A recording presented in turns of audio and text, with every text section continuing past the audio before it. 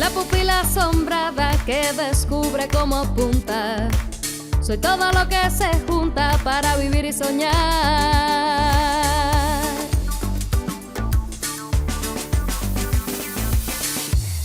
Te seré fiel dentro de mí y en cada latitud, en la frontera de mi tierra o en mi piel. ¿Qué otra cosa puedo hacer que serte fiel? Con esa promesa de amor de una canción de Silvio y Pablo, emprendemos esta aventura espiritual que lleva por santo y seña a la pupila asombrada y a la que no nos cansamos de decirte que eres bienvenida, bienvenido y también viceversa. Ya estoy todos los días en peligro de dar mi vida por mi país y por mi deber, de impedir a tiempo con la independencia de Cuba que se extiendan por las Antillas los Estados Unidos y caigan con esa fuerza más sobre nuestras tierras de América. Cuanto hice hasta hoy y haré es para eso. En silencio ha tenido que ser, porque hay cosas que para lograrlas han de andar ocultas.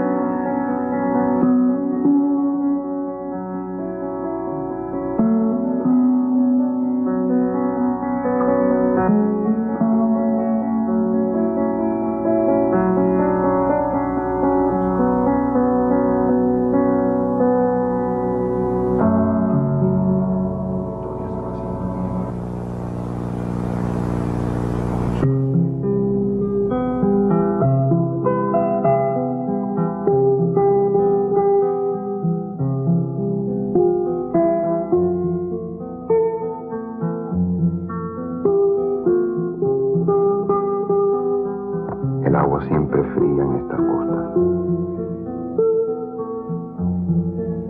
En las mías no. Allá es tibia, como sus arenas.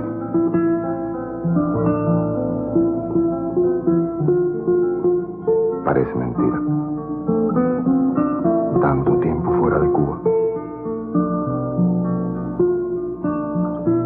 Ahora, en este momento, ¿qué estarán haciendo mi mujer y mis hijos?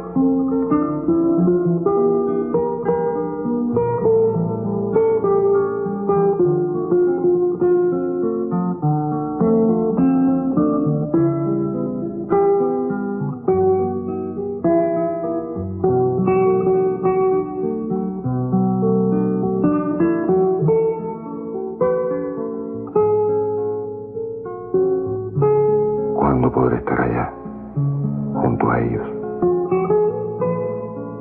¿Dentro de cuántos años?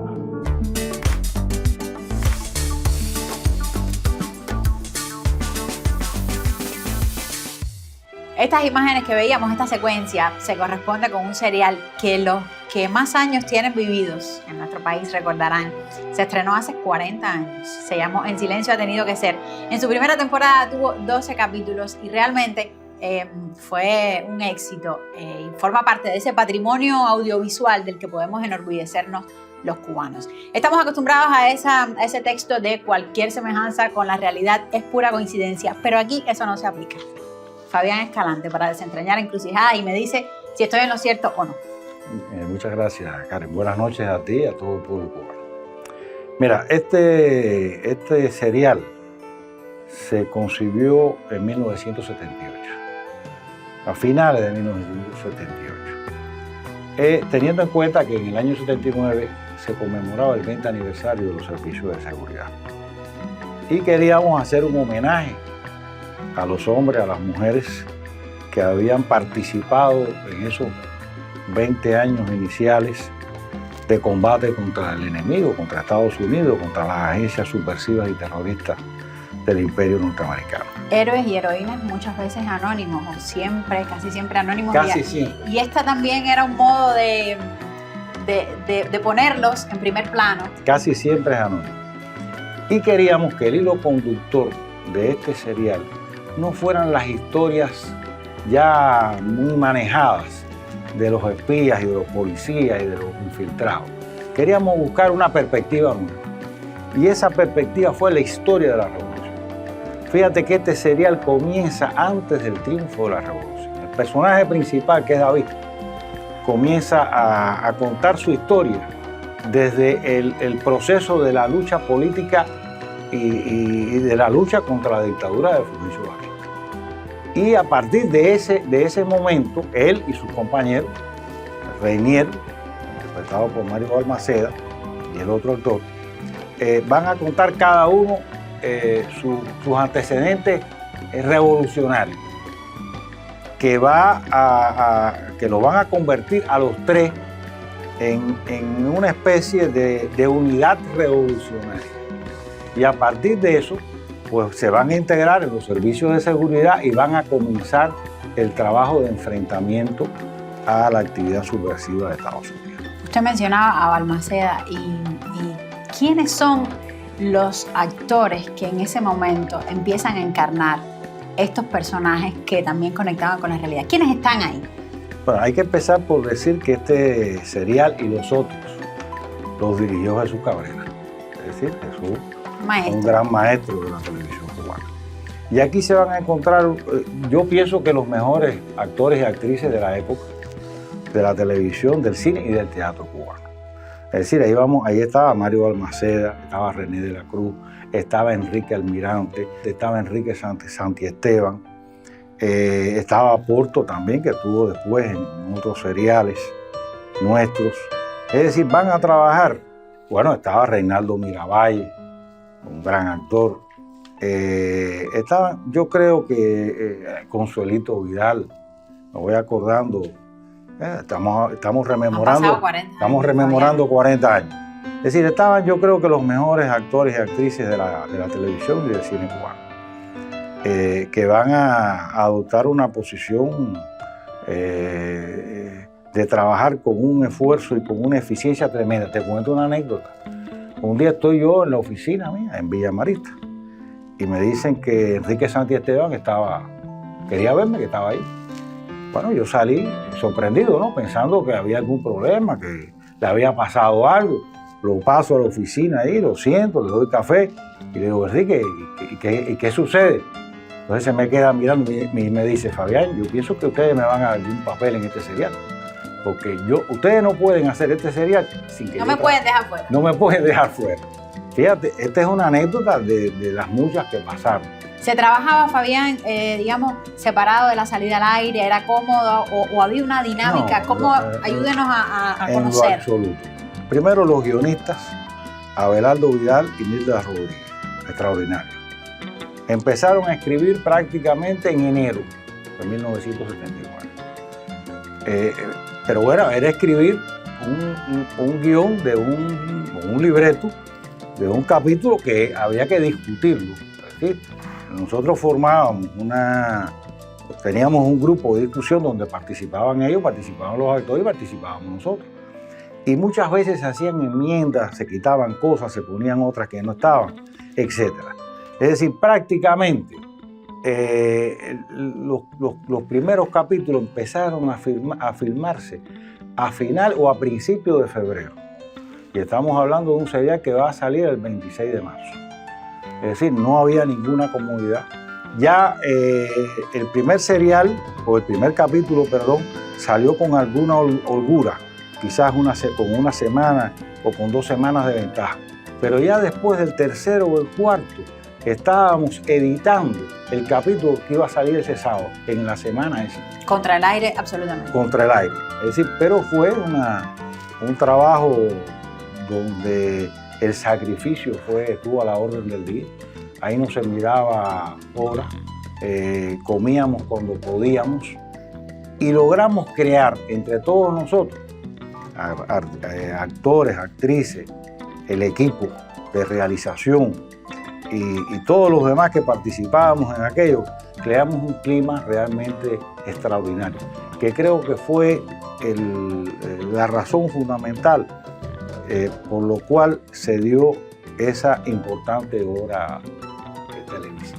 Y de arte, porque si después de 40 años estamos hablando de ella y la gente también la recuerda con ese especial afecto, es porque es una obra de arte también. Yo le voy a pedir que nos tomemos un respirito en la conversación. Vamos a ver otro fragmento y al regreso dejo enganchado a Fabián con que nos ayude a conectar esto, que es ficción, con esa realidad en la cual se inspiraba y que es también la realidad de ese momento. Vamos a ver un pedacito y volvemos. Con mucho gusto.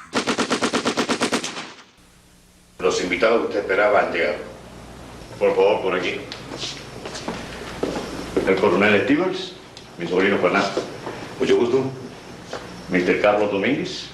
Mucho gusto. Un valiente. Oh. Por favor, pasen, siéntese. Gracias.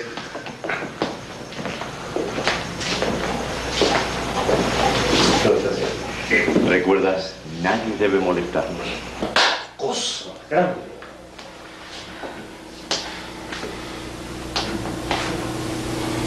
Bueno, ¿y ahora cómo hacemos para enterarnos de lo que se habló allá adentro? Oye, ¿me dejan ir un momentico al carro a buscar una cosa que se me quedó? ¿Y tiene que ser ahora?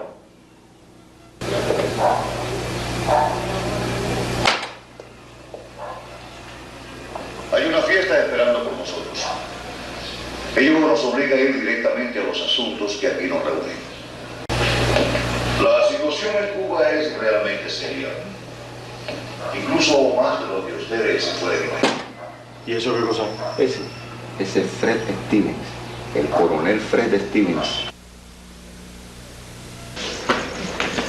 Sería un atrevimiento pedirle que me detallara algo más sobre ese aspecto. ¿Cómo atrevimiento? De ninguna manera. Le diré, tenemos nexo con la juventud obrera católica, con la juventud estudiantil católica, y nexos muy profundos con la Asociación de Caballeros Católicos. Esas relaciones son útiles, pero hay que ir más allá. La lucha contra Castro entra en una nueva fase y hay que temer, pienso yo, la ofensiva. En una palabra, intensificar acciones. Bueno, esas son nuestras intenciones, pero no es tan fácil, coronel. El gobierno de los Estados Unidos encamina sus pasos a una posición más enérgica contra el gobierno revolucionario. Pero para que esas medidas sean más favorables, es necesario que los luchadores cubanos pasen a una acción más enérgica. Por favor, si fuera posible, a modo de adelanto, digo yo, ¿puede usted decirnos cuáles serán esas medidas? Algo podremos adelantarles, aunque no sea mucho. Como militar, opino que ustedes necesitan una amplia información acerca de las fuerzas cubanas que aquí dentro están dispuestas a luchar contra el comunismo. Pues quiero decirle que tenemos grupos que están dispuestos, bueno, más que dispuestos, diría yo, ansiosos por alzarse en las lomas del Escambray. Ese punto es muy interesante en nuestros planes. Puede ser muy interesante, pero la realidad es que ellos no tienen armas. Solo tienen que pedírmelas. Dígale al señor Domínguez dónde quiere que se las lancemos en paracaídas. Si pudiéramos consolidar territorios, podríamos pensar en desembarcos y enterramiento de armas. ¿Comprendió, señor Domínguez? Claro está que todo esto lo hacemos solamente para ayudarles. No queremos hacer nada que ustedes mismos deben resolver. Claro, eso está claro, ¿verdad? Bien. El coronel García fue preciso. Necesito información. Los escucho, señores.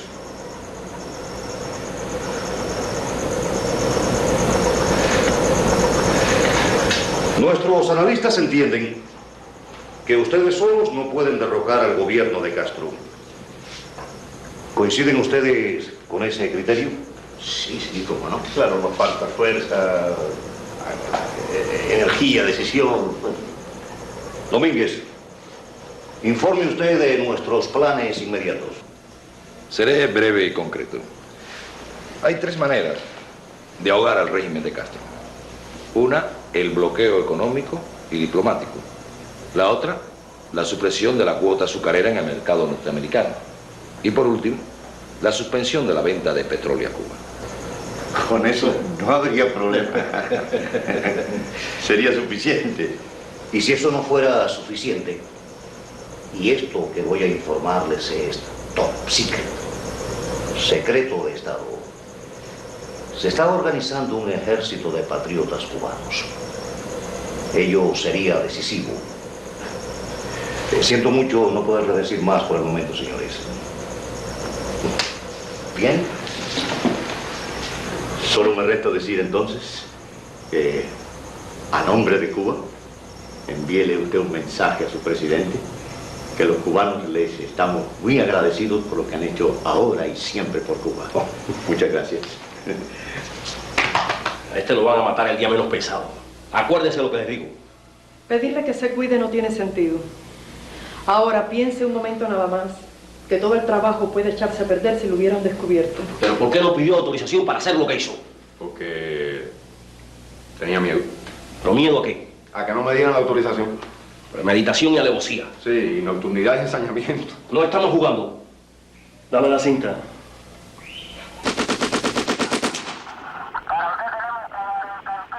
Al amanecer del 29 de abril de 1964, en la costa norte de la provincia de Las Villas, es avistado en el límite de las aguas jurisdiccionales un barco de bandera norteamericana.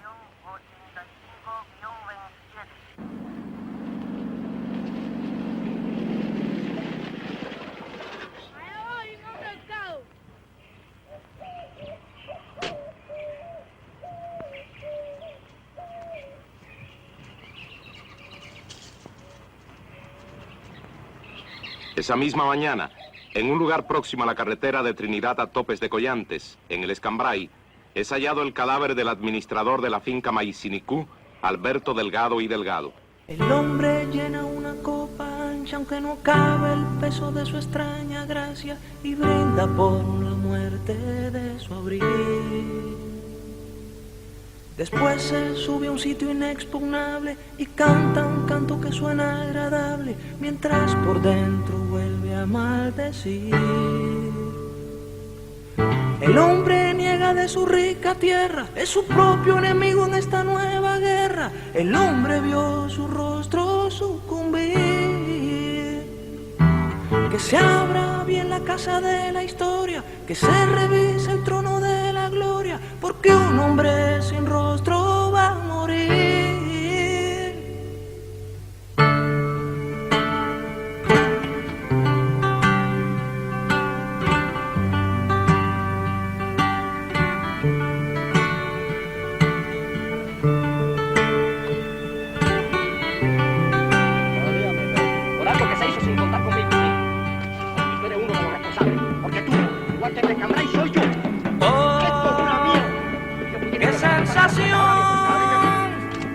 No tener rostro y contemplar el mundo con ojos tan profundos como con ojos de guardián del sol. Oh, qué sensación no tener rostro al enfrentar la muerte.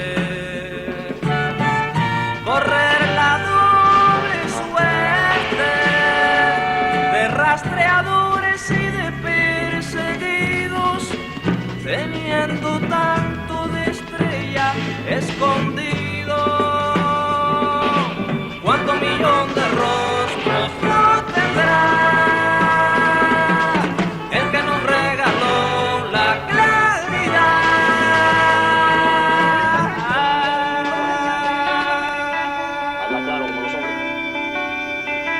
Para allá, tú estás cogido. Tú eres comunista o trabajas para los comunistas. Tú eres de G2 o trabajas para G2. Eso tienes que probarlo. O decirle al que te lo dijo que te devuelva tu dinero. A mí nadie me tuvo que decir nada porque yo mismo lo he comprobado. Ni Maro, ni Carretero, ni ninguno de los que salieron de aquí están en los Estados Unidos, ni están en ninguna parte. Tú los engañaste, coño, como me querías engañar a mí. Por eso te llamé aquí, para puntualizar bien las cosas contigo. Tú estás loco, te estás haciendo pasar por loco. Pero conmigo te queda grande. Y no me trates de impresionar, que eso no te cuadra a ti ni a nadie. Tú eres revolucionario. Y todo esto es un truco tuyo.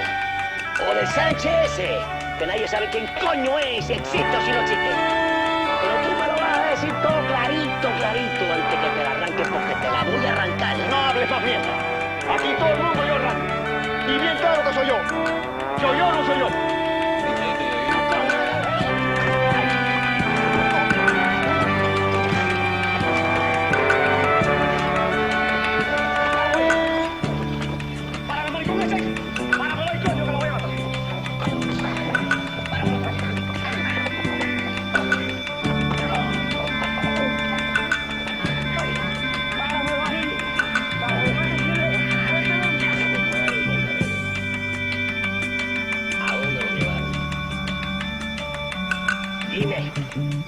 Yo lo llevé hasta la costa. Eso era lo mío. Y después que estaban en la costa, ¿qué hicieron con ellos? Así como no te mataron. ¿A dónde tú me querías llevar? A ver, dímelo. ¿A dónde tú me querías llevar? ¡Habla, coño! ¡Pa'l coño tu madre!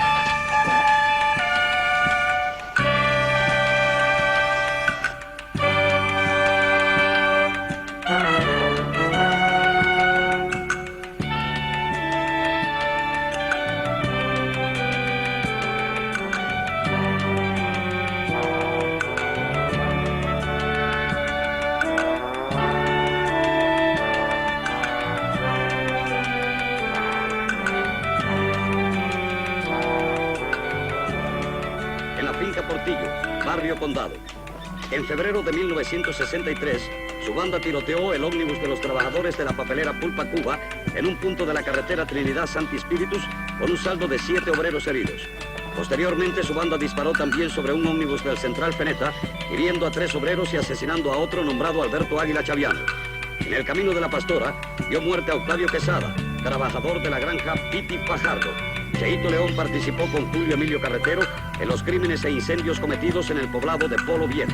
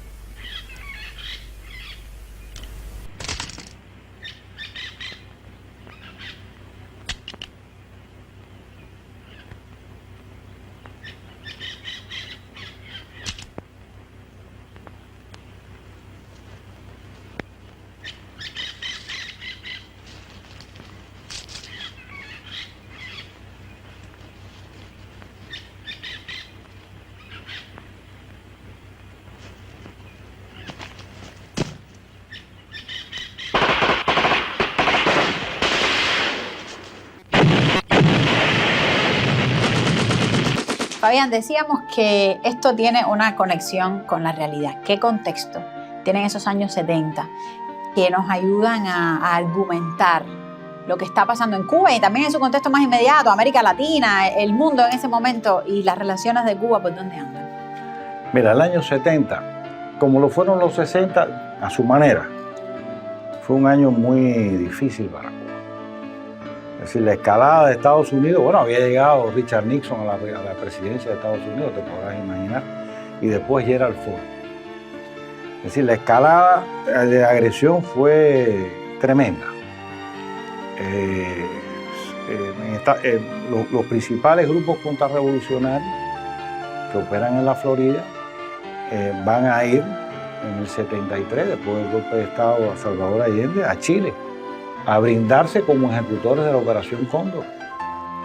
Y entonces estos grupos terroristas, liderados por Orlando Bosch, Posada Carriles y compañía, van a organizar un proyecto que ellos denominaron la Guerra por los Caminos del Mundo. La Guerra por los Caminos del Mundo. Esa Guerra por los Caminos del Mundo ocasionó, según los datos compilados por algunos compañeros, 377 actos terroristas en el exterior contra instalaciones cubanas, embajadas, aviones. Volaron, pusieron bombas en nuestras embajadas, mataron a 3 funcionarios diplomáticos, a 4, porque uno lo mataron en Nueva York. Ocultaron explosivos en maletas para ser introducidos en aviones comerciales que fueron descubiertos a tiempo. Atacaron oficinas comerciales cubanas, secuestraron pescadores. Es la época, los años 70, es la época donde constantemente estos grupos terroristas en lanchas artilladas están merodeando a nuestros pescadores. A la casa. Y los secuestran, se lo llevan para Estados Unidos, para las Bahamas, etc. Es decir, y su hecho más culminante va a ser el salvaje y brutal atentado de Barbados, donde van a asesinar a 73 personas en un avión cubano en pleno vuelo. Es decir, se llamó muy bien descrita la guerra por los caminos del mundo. Pero al mismo tiempo se está desarrollando una operación de la CIA de guerra biológica y van a ser introducidos en Cuba 13 plagas que van a afectar a los porcinos, van a afectar a los pollos, van a afectar a la caña de azúcar, al tabaco. Es decir, Cuba tuvo que gastar 160 millones de dólares para comprar los productos, los químicos, para poder enfrentar estas plagas introducidas en Cuba. Imagínate lo que tuvo que comprar además para sustituir esa comida que no llegó a ser, que no se pudo producir. Que no se pudo producir. Es decir, fueron 13 plagas. Recuerdo perfectamente la fiebre porcina africana, el Newcastle, el Trick Palmy, es decir, muchos más que van a afectar la caña de azúcar, el café, los cítricos. El bloqueo se intensifica. El bloqueo va más dura la cosa. Ya ellos habían creado un aparato en el Departamento del Tesoro que se llamaba Detectives Globales, que tenía como misión ir a todos los países europeos para convencer tanto a gobiernos como a empresarios que no podían negociar con Cuba. Es decir, todavía nosotros no hemos sido capaces, a mi humilde opinión, de explicar de manera completa lo que ha significado el bloqueo de Estados Unidos a Cuba en estos 60 años. Yo creo que eso es una cosa en la cual todos los medios y todos tenemos que trabajar para poderle trasladar a las nuevas generaciones qué cosa es el bloqueo y cómo hoy vemos situaciones y circunstancias en nuestra economía y nos pasa inadvertido que detrás de algunos fracasos que tenemos está también el bloqueo económico imperialista. Yo creo que esas cosas hay que analizarlas de ese modo también, o hay que tenerlo en cuenta. Además de todo esto, además del bloqueo, de la guerra biológica, de la guerra terrorista, por supuesto se desarrolló una campaña de guerra psicológica sin par. Es decir, a través de los medios radiales, a través de los emisarios en Cuba, a través de las embajadas latinoamericanas, a través del intercambio de estudiantes. Es decir, con el objetivo de desacreditar el proceso político y revolucionario en Cuba, desacreditar la revolución y desacreditar a los líderes cubanos. Es también cuando se decide, de alguna manera, no solamente luchar con los medios operativos, sino también utilizar nuestros medios, informar a nuestro pueblo qué pasa, pero desde una óptica nueva, desde una perspectiva nueva, utilizando los seriales para la televisión. Como siempre, la historia, la realidad, desbordando toda ficción, la realidad de la resistencia de un país, del derecho de un país a defenderse de los demonios. Porque enemigos me parece que es una palabra que se me queda chiquita después de oírlo a ustedes. De los demonios. Vamos a hacer otra pausa. Vamos a ver ficción inspirada en la realidad y regresamos a seguir conversando. ¿Cómo que no? ¿A dónde va? A Tegucigalpa. Hágame un favor. Cuando usted se vaya, llámame por teléfono, para yo saber que puedo volver. Usted no puede irse.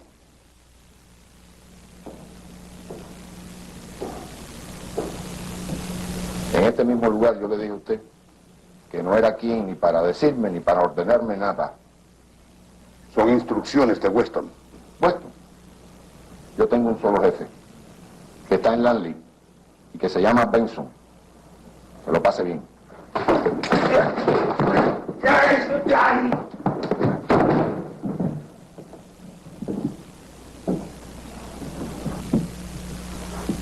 Y creo que lo mataste. No, yo creo que no. Ojalá esté vivo. Por su propio bien lo digo, Fernando. Coronel García, desármelo. Pero hombre, esto ha sido una pequeña bronca entre ellos, ¿no? ¿Qué le ordené? Sí, señor. Gracias, Herman. ¿Y a qué viene este show? Está usted detenido por ser agente de la seguridad cubana.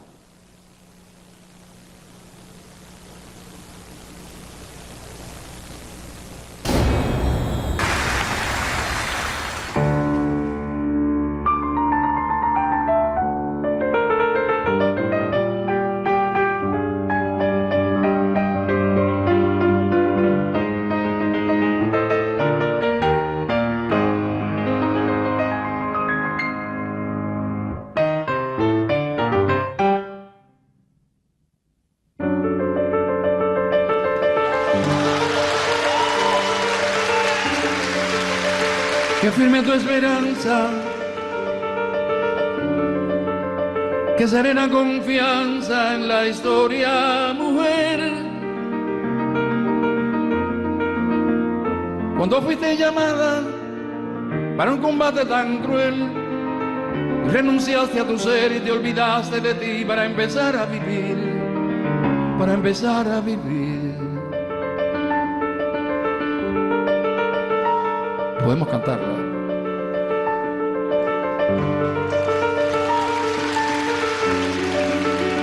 Que firme tu esperanza, que serena confianza en la historia, mujer. Cuando fuiste llamada para un combate tan cruel, renunciaste a tu ser y te olvidaste de ti para empezar a vivir, para empezar a vivir.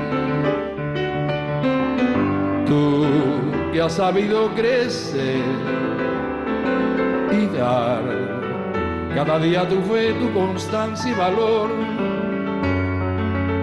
con el orgullo de ser capaz de en silencio luchar y amar.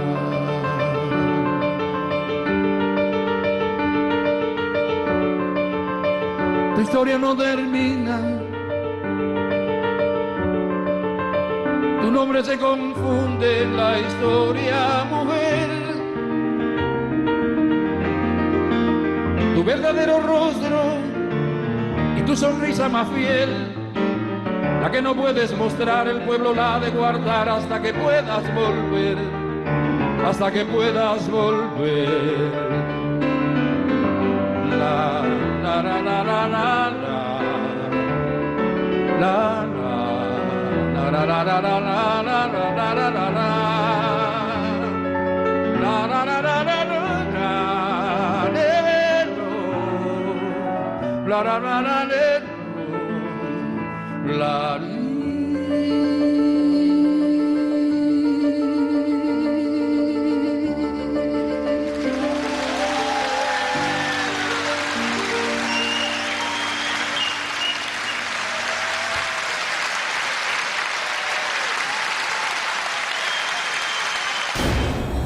La serie En Silencio ha tenido que ser, en sus 2 temporadas, algunos capítulos de La Frontera del Deber y música en formato MP3 de José María Vitier y Pablo Milanés quedan como pequeños tesoros en la carpeta que esta semana te dejamos en los Joven Club.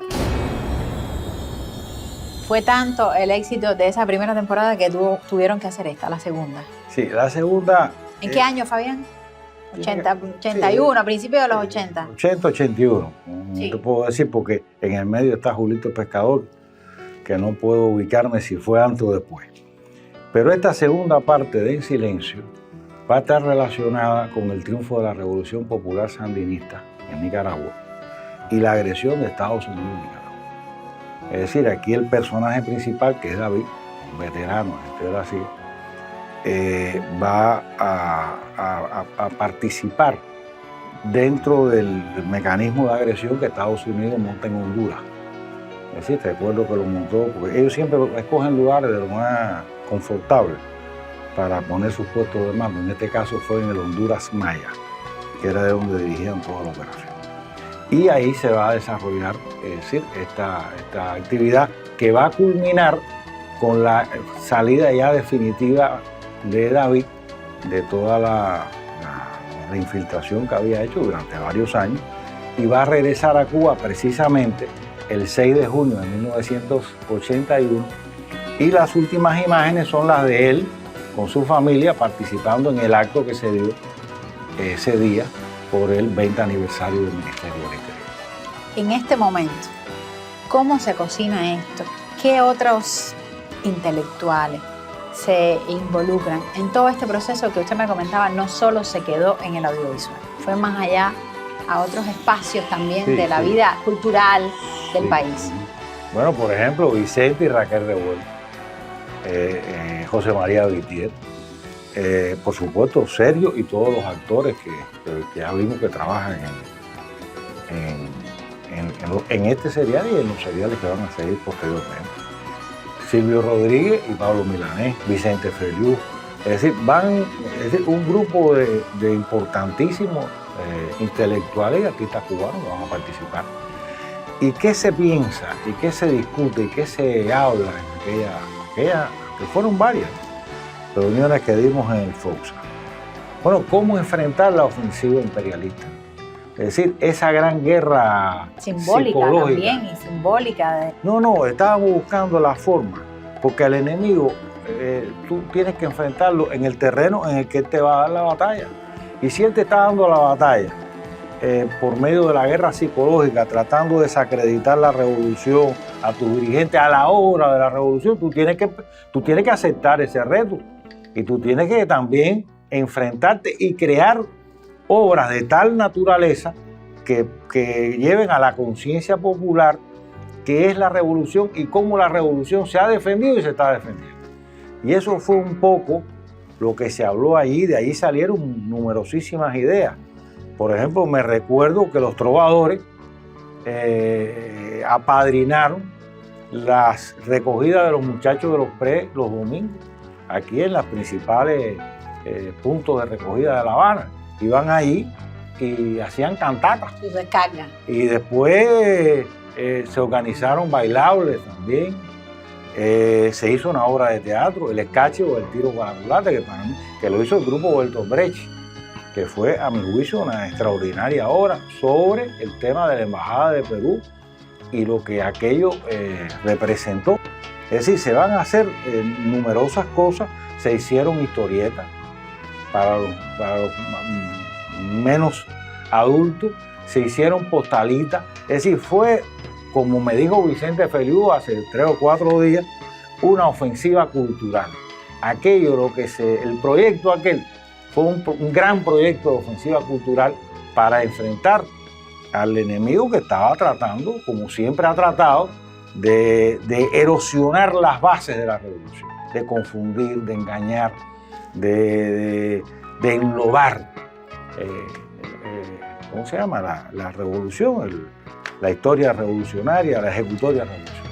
Otras series vinieron después también. Sí, muchas. Por ejemplo, en esa década, no estoy seguro si es el orden, pero vino la segunda parte de En Silencio, Julito el Pescador, Para empezar a vivir, Los Novios, que es una serie corta que se hizo sobre un preuniversitario en el Escambray y lo que la revolución estaba haciendo ahí. Que está Fernando Echavarría joven, que está Fernandito muy joven. Después vino La Frontera del Deber. La Frontera del Deber que además tuvo 2 extraordinarios guionistas, Daniel Echavarría y Guillermo Rodríguez Rivera. Es decir, y que va a tener actores de la talla de Porto y de otros compañeros más que van a participar y que ya habían participado en seriales anteriores. Como hemos visto, un recorrido por la historia de la cultura cubana también, no solo por la historia de la seguridad del Estado de nuestro país y de los esfuerzos que se hicieron también por ir más allá, como usted nos decía, de lo tradicional y alcanzar otros campos, involucrar a la gente, porque cuando las ideas son legítimas, los artistas se involucran y se involucra el pueblo, y por eso la gente entonces, porque son ideas legítimas las que están defendiendo. Y partimos de una concepción fidelista. Es decir, a todo esto nosotros simplemente lo que hemos tratado de aplicar el concepto de Fidel. Es decir, la seguridad cubana fue, es y será una seguridad de nuevo tipo. Es decir, no se trata de un aparato represivo, no. Nosotros somos capaces y hemos sido capaces, lo hemos demostrado, te acabo de explicar, de luchar en cualquier terreno. No solamente en el enfrentamiento en las sombras, no solamente desmantelando complot, asesinatos, etc. No, también sabemos luchar comunicándole a nuestro pueblo que ha sido el artífice de esta victoria, porque sin el apoyo del pueblo jamás hubiésemos vencido, demostrándole a ese pueblo o dándole armas mejor a ese pueblo para que él pueda defender su causa de una mejor, con más eficiencia, de una mejor manera. Muchas gracias, Fabián. Como siempre, que nos ilumine. No, antes, por supuesto, como este programa ustedes lo están haciendo por el 60 aniversario de los servicios de seguridad cubanos. Ustedes no. Nosotros, porque usted es parte de esta familia, no marque esa distancia, porque nos vamos a sentir el resto de los pupileros que usted no nos tiene. Es verdad. Nosotros. Quería mandarle a nombre de nosotros un gran abrazo a todos los compañeros que están en la trinchera y sobre todo los que están fuera de la trinchera, los que permanecen aún en las tinieblas, en la oscuridad, en la sombra. Un abrazo a todos por el 60 aniversario de la seguridad del Estado. Para usted también. Y ese abrazo se extiende a un hombre al cual también le queremos hacer un homenaje desde esta sección y desde la pupila. Ya lo mencionaba Fabián, el escritor Daniel Echavarría, guionista, co-guionista junto con Guillermo de ese serial que fue La Frontera del Deber. Hace un par de años en la pupila le hicimos una entrevista y ya cuando terminábamos surgió el tema de la frontera y Echavarría nos dio unas declaraciones que hasta este momento no hemos publicado y que queremos, como cierre de toda esta historia, compartir con ustedes, y también que este abrazo que Fabián también llegue donde quiera que esté a ese hombre de las letras y también de la cultura cubana. Maravilloso. Sí. Gracias, Fabián. Gracias a ustedes. Porto, aparte de un gran actor, y durante los pocos días que convivimos en Nicaragua, porque estábamos en Nicaragua, allá escribimos eso. La Frontera del Deber la escribimos Guillermo Rodríguez Rivera y yo en un lugar de Managua, que no recuerdo cómo se llamaba. Y Bueno, Porto era allí de la partida. Cuando doblas de la iglesia a la esquina de la Piñacera, entonces con los bativos. Pude ver realmente que se trata de un actor descomunal. Además, su vida es un ejemplo. Eso de irse a donde se fue. Oiga, eso con el Macao, eso tiene... Eso medalla. Le ronca, como dicen. Medalla. En lenguaje científico. Y Bocucha dice que el público cubano lo odian, que no entendía esa parte. Porque maté a Porto. Dice que el superhéroe de la película, después de los trabajos terribles que pasó para entrar a las fauces del campamento enemigo, lo maten. Recordando, a Daniel Chavarría se despide la pupila asombrada de hoy. Y lo hacemos precisamente con un fragmento de la serie La Frontera del Deber, en el que vamos a ver actuando al propio Daniel Chavarría. Para la despedida siempre lo hacemos con música. De nuevo volvemos con ese tema compuesto por José María Vitier y que interpretaran Silvio y Pablo. Con todos ellos te decimos: te seré fiel, pues serte fiel es serme fiel a mí. Y es esta fe la que ha inspirado mi lealtad. Tu historia es solo un renglón de una historia mayor, en la que pueblo y hombre son una sola voz. Te seré fiel. Hasta la semana que viene.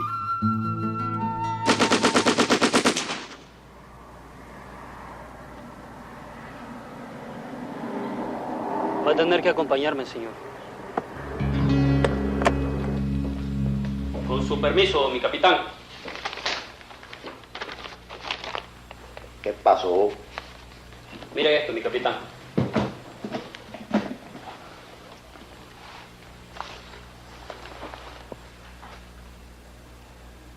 Y vos volvés a distraerme para mostrarme estos bichos tan feos. Discúlpeme, mi capitán, pero es que yo creí mi deber consultarlo. ¿Porque qué? Habla pues, a ver. El reglamento prohíbe la entrada de animales sin su correspondiente registro de sanidad. Animal sos vos, oído. ¿No ves que estos no son animales sino arañas? Aquí, ¿quién te ha dicho a ti que las arañas necesitan certificado de salud? Pedirle disculpas al señor turista y no me jodas más con tu babosada. No es necesario la disculpa, capitán, gracias. Ah, el señor es americano. Yes, norteamericano. Y negocia con araña. Bueno, decir negocio no precisamente. Me dedico a estudiar, diríamos mejor. Ay, señor, no me venga con ese cuento.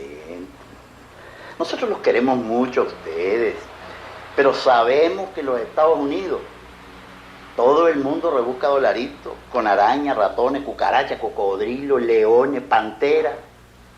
Y este es un país democrático.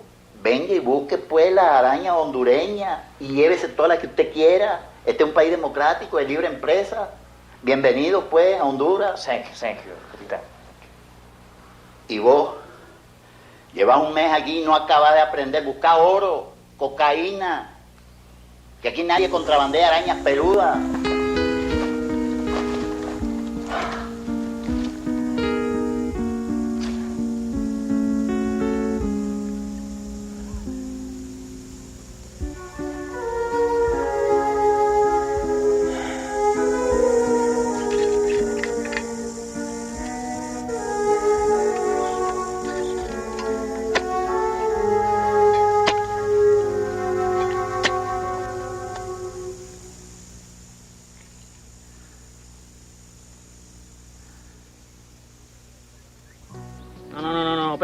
Pega la espalda esa y busca espacio para mover el pico. Ahí. Permiso, compañero mayor Heredia. Sí, diga. Su hija lo llama. Mi hija. Bien, terminamos por el día de hoy. Oye, ¿te salvó la campana? La campana, la chamaca.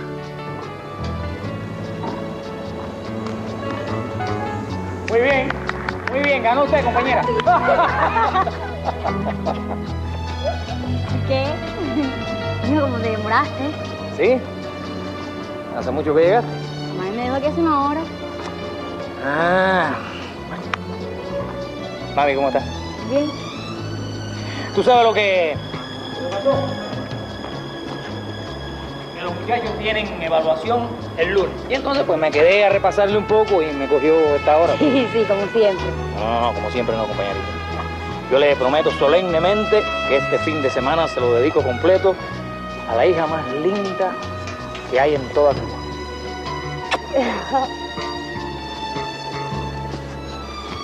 ¿Le dijiste a tu mamá que te ibas a quedar conmigo?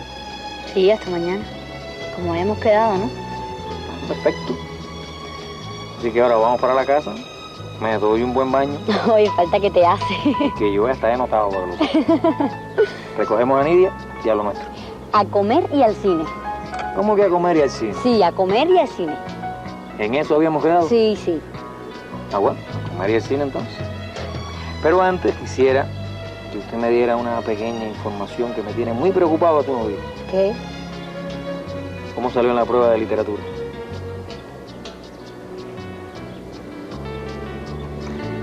¿Pasó algo, no? Perdí 5 puntos. ¿Y eso, Milena? Yo me lo sabía y respondí con mis palabras. Pero dice la maestra que eso no era lo que decía la clave. ¿Tú hablaste con ella? No. Es que yo no sé si hablar con ella. Papi, si yo hablo con ella y se pone brava conmigo, ¿eh? ¿Y tú crees que tiene la razón? Sí. Habla con ella respetuosamente como se merece. Conversa con ella, explícale. Estoy seguro que si es una buena maestra no se va a poner brava porque una de sus alumnas tenga criterio y lo defienda. ¿No crees?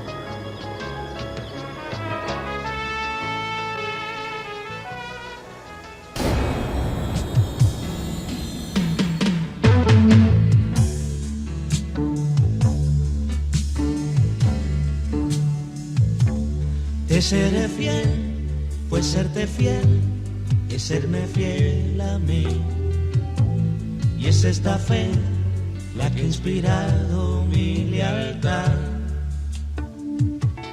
Mi historia es solo un renglón de una historia mayor, en la que pueblo y hombre es una sola voz. Te seré fiel.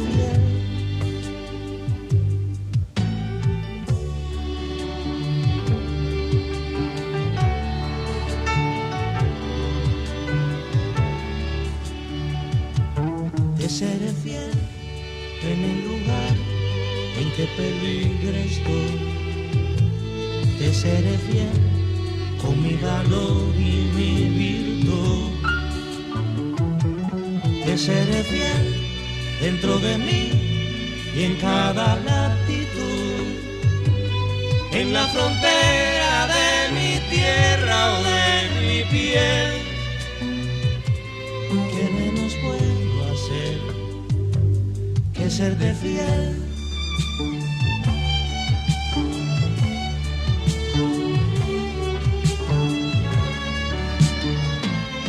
Fue luchando que aprendimos a crecer, fue creciendo que aprendimos a vivir en la frontera del deber.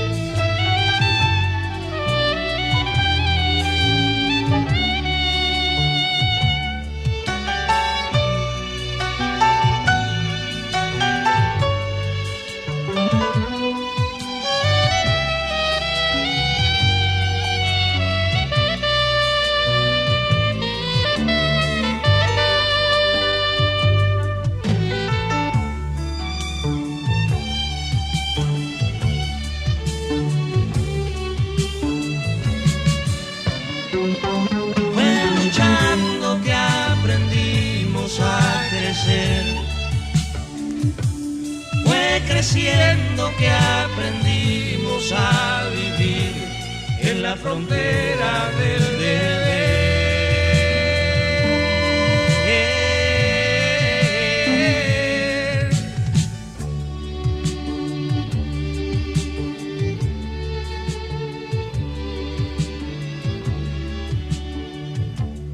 Te seré fiel en el lugar en que peligres tú. Te seré fiel con mi valor y mi virtud. Te seré fiel dentro de mí y en cada